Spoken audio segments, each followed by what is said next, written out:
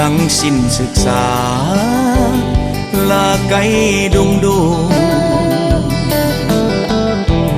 บอนเขากาวดินแดนบ้านโคดงดูบ่เคยลืมลาบอนเคยฝากกาย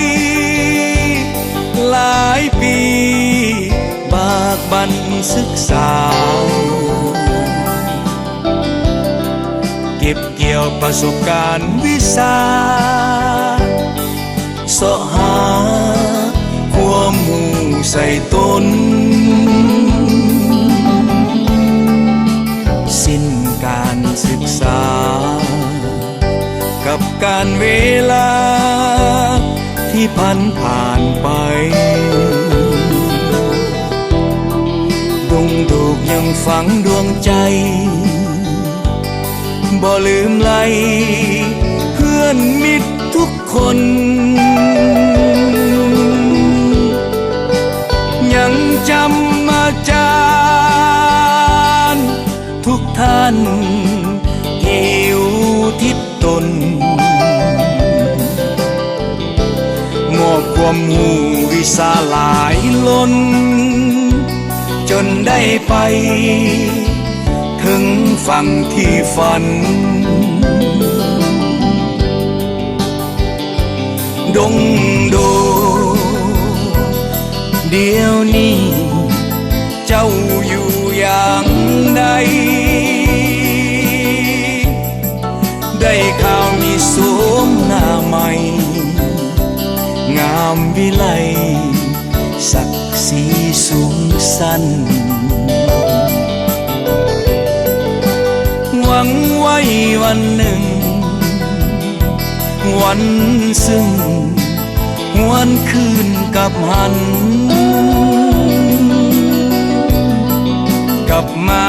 ฟื้นสัมพันธ์สานต่อหักมัน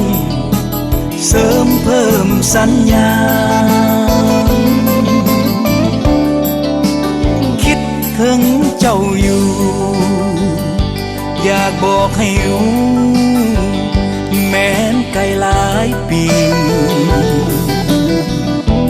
บ่เคยลืมดินแดนแห่งนี้เป็นธานีที่ฝังอุราดงโดกดวงใจบอนเคยให้บทเรียนวิชาวันหนึ่งข้าขอสัญญาจะกลับมากอดเจ้าดวงใจ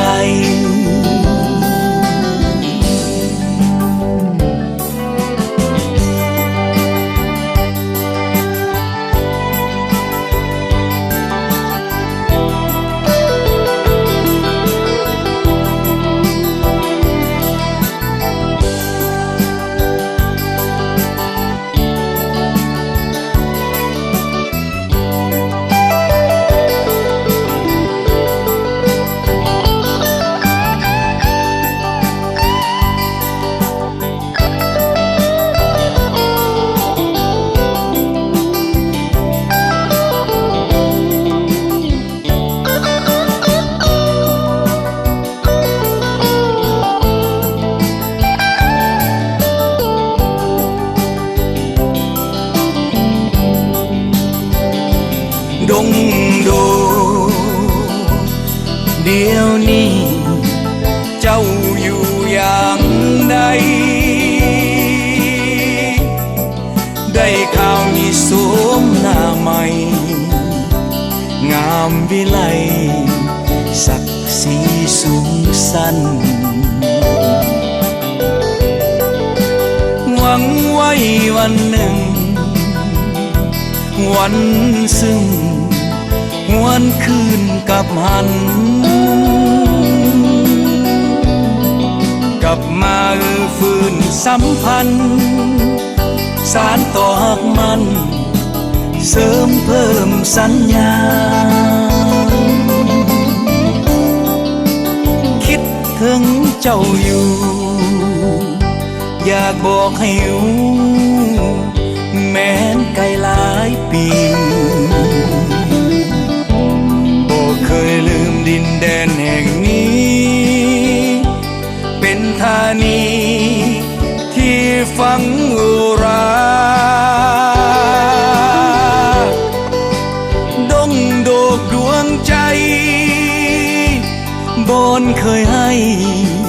บทเรียนวิสาวันหนึ่งข้าขอสัญญาจะกลับมา